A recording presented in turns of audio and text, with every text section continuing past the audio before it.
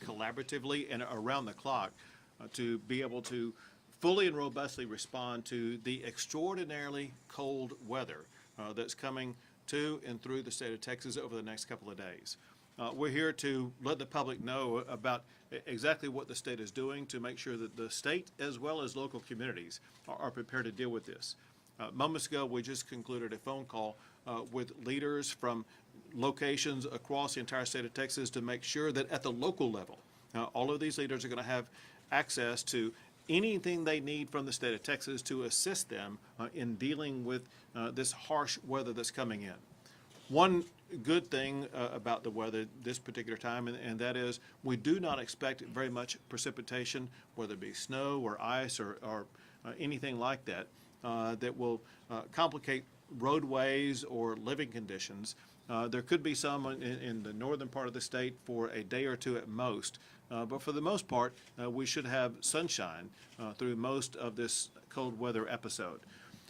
One thing that we do know, and that is with the ultra cold temperature for several days, there are many people in the state of Texas that are wondering about or may be concerned about the power grid.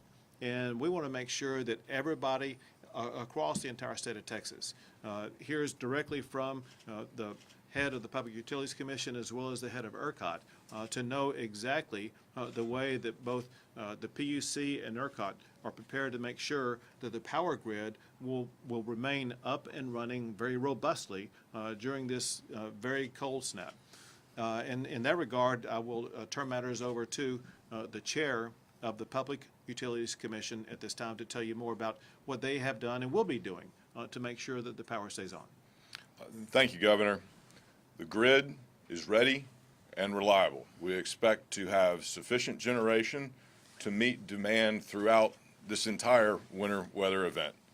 Texans have seen the impact of the landmark reforms. We went through an extremely cold February last winter and a record-breaking summer and delivered power throughout without disruption. These landmark reforms include winterization of infrastructure, both generators and poles and wires. We have more power available than ever before. We've got more backup fuel, and we've mapped the critical interactions between the natural gas system and our power generators. We will call on our industrial demand response before we ask homes to conserve power, and we will continue the consistent communication between our partner agencies, including the Railroad Commission, TxDOT, and of course ERCOT. All of these reforms are about prioritizing people over profits. Above and beyond the new reforms and regulations that have been put in place, additional efforts have been made for this specific winter weather event. Our poles and wires companies have mobile generators ready to go. They've rescheduled maintenance to make sure their wires are available, and generators have also rescheduled maintenance to make sure that every generator available in Texas is ready to go. We've verified additional fuel inventories, increased staffing at power plants, and verified the winterization requirements.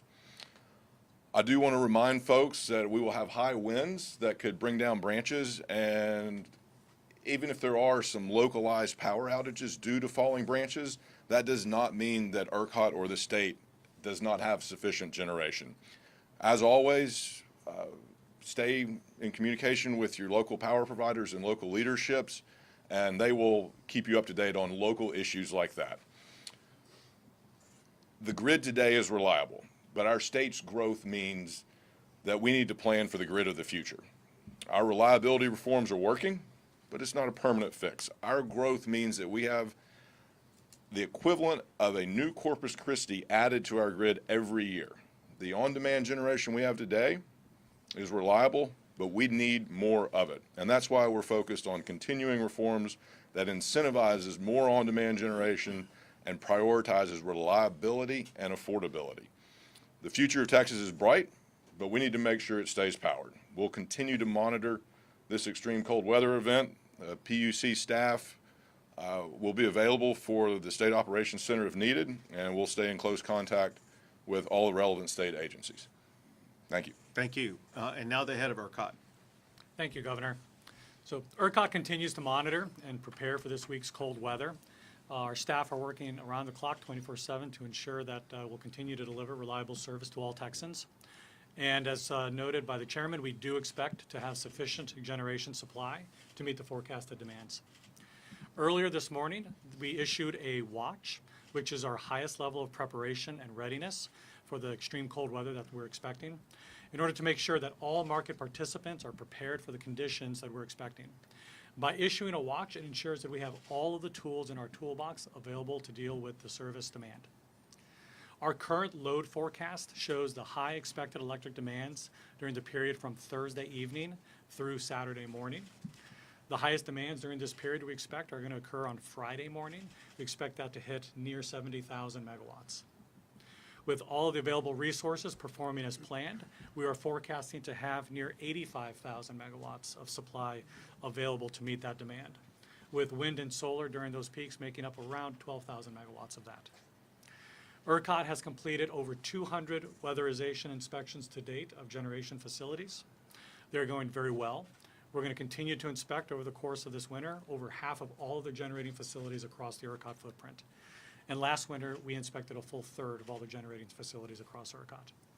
So we continue to expect adequate supply along with the reserves necessary for the cold weather that's already arrived in North Texas and is starting to continue to spread across the state. We'll continue to monitor conditions, and we'll keep you informed as any conditions change. Very good. Now the person who will be in charge of leading the effort in responding to the winter storm is the head of the Texas Division of Emergency Management, NIMKID. Thank you, Governor. This is a dangerous storm coming our way. The temperatures will be extremely cold and the winds will be high, which will generate some very dangerous wind chills. Many of our local partners have already begun plans and opening of warming centers at the local level. The website here in front of you, tdem.texas.gov/warm, will have those warming centers posted for the public to see as soon as they become open by our local partners. As you've heard, the grid is good, but that should not stop you from making plans to protect your home from these dangerous weather conditions and have your vehicles ready as well for these dangerous conditions. We've heard that the precipitation is not in the forecast and it's very light in the panhandle, so the rest of the state should stay dry. But listen, any flat tire, any bad battery problems and stuck out in this dangerous cold can be life-threatening. So please make plans to prepare your vehicles and your homes. I want to send an extreme amount of gratitude out to our first responders, our 911 call takers, our utility workers, all of the men and women from TxDOT that are going to be out there on the roads, and our local public works, not only working through this winter storm, but working through the holidays away from their families. We owe them an enormous debt of gratitude. You've heard the wind chills are going to be crazy. I mean, minus 10 degrees is the wind chill in the Dallas-Fort Worth area is what it's expected, and maybe up to minus 30 in the Panhandle. Those are life-threatening conditions. And when we're talking about these life-threatening conditions, carbon monoxide is the #1 killer in times like this. Please help us get the message out. These are preventable deaths. Do not burn wood or gas-burning appliances inside your home without proper ventilation. There should be no carbon monoxide deaths. Help us get that message out. Thank you, Governor. One last thing, and that is that these harsh, cold temperatures can pose serious problems for the homes or apartments that people live in. I'd like you to explain more about what people can and should do to make sure that they are able to protect their property. Thank you, Governor. We always talk about the 4 Ps, the people, the pets, the pipes, and the plants.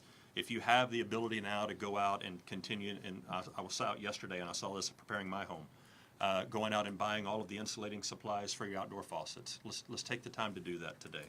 Also, it's a good idea to know where your water valve shutoff is for your home or your apartment.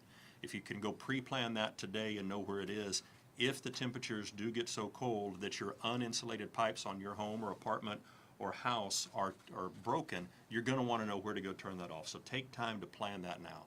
Obviously, bring your pets indoors if you can, protect all your plants, but the people and the pets are very important to us. And again, the local warming centers are doing a great job of helping make sure that people that are out on the streets have a warm, safe place to go. Very good. We'll take a few questions. Governor, I know that people, of course, are going to have dangerous wind chills and other things, but without the precipitation and some things, it kind of seems like it's less maybe of a threat than it was. Yet people seem to be very paranoid about this and worried. Do you feel like there's the trust that's needed in the system, or do you feel like it's just not there? Well, I think trust has to be earned. And we earned that trust in part by going through this past summer with 11 new all-time records for power demand and being able to meet that power demand with ease. I think trust will be earned over the next few days as people see that we have ultra cold temperatures and the grid is going to be able to perform with ease. And so trust has to be earned back over a period of time. And I think that we will show that we can earn that trust. Are there going to be enough staff working during the holiday in case of major issues on the roads or with down power lines and whatnot? Texas is open 24/7, and staff has to be available and will be available 24/7. Whatever challenge may arise, we will have staff available to meet that challenge. John, do you have time for a quick question on what's going on in El Paso? I do, happy to answer it, but if you don't mind, if there's anything else concerning the winter storm, let me take that, go ahead. I had a question about the wind speed on Friday. Was that a wind generation question, or was that a wind chill question? It was a wind generation. We wanted to make sure that we were going to have adequate wind generation capacity that would be adding to the power grid. Do you think we will? I heard that it was going to be under 20. Is that going to be adequate? Yeah. Should be asking Chairman Lake. Probably ask the experts, both Chairman Lake as well as Pablo, the head of ERCOT. Are you confident? Well, no, hold a second. I'm going to let them answer the question. I'll come back to you. Yes, we expect to have adequate generation of all forms, including wind, throughout the high wind phase of Friday.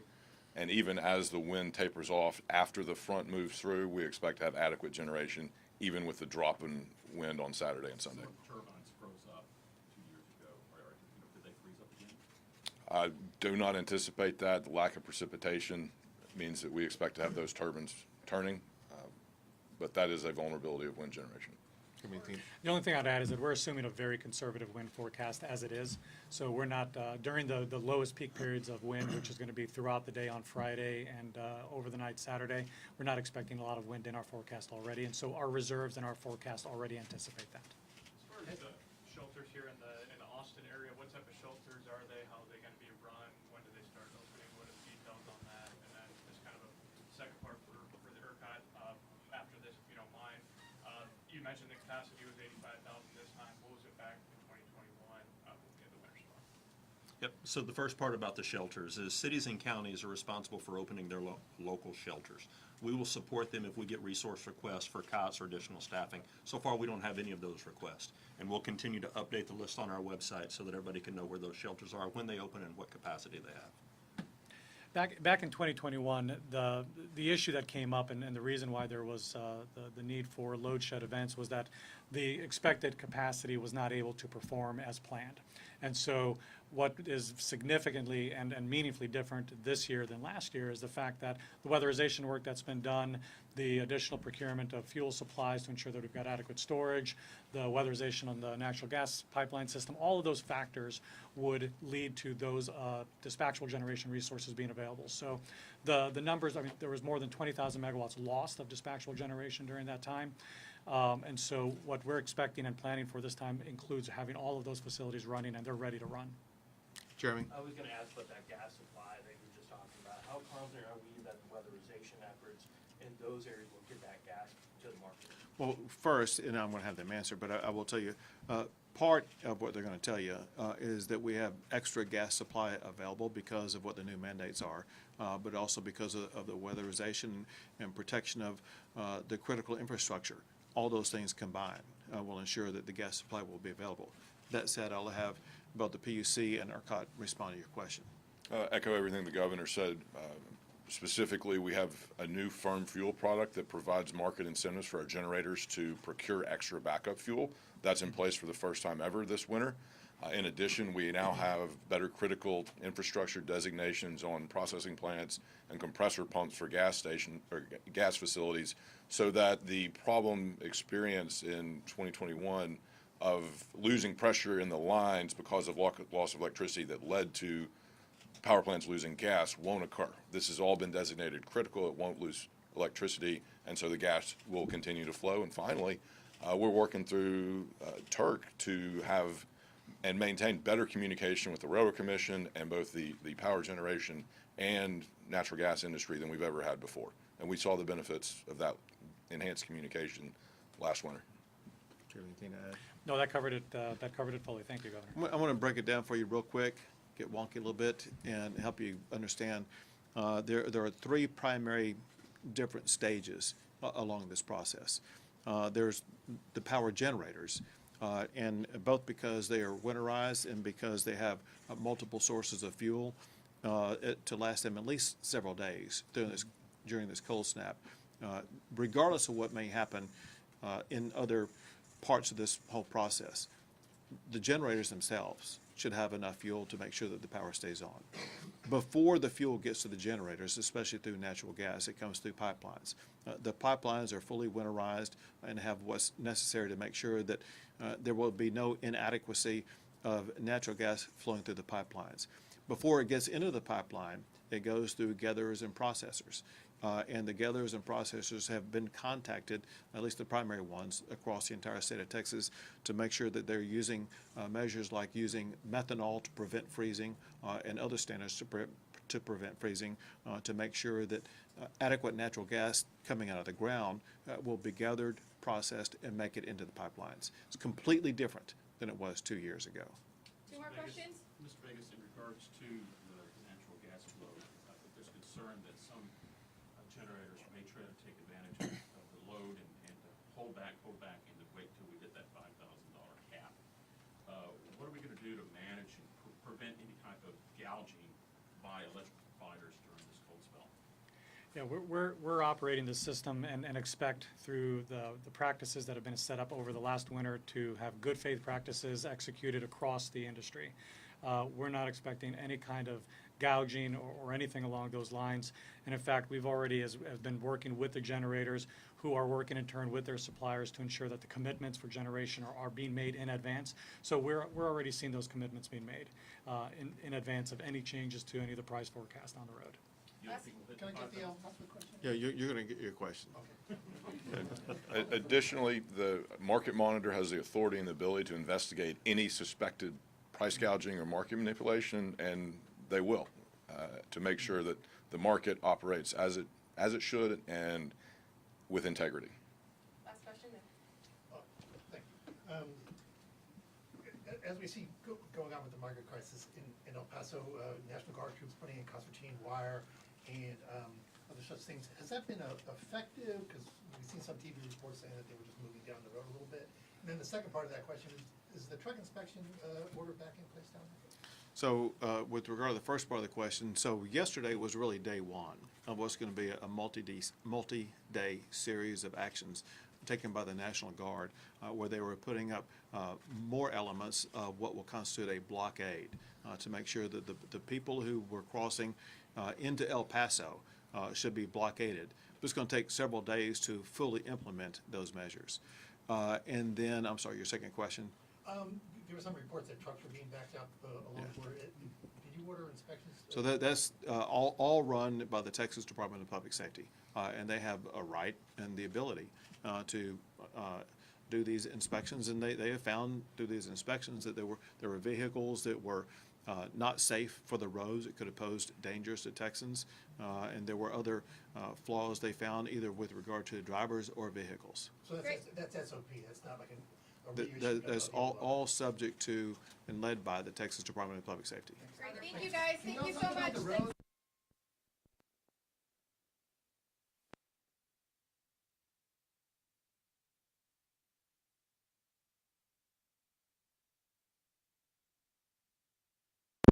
Regard to the roads.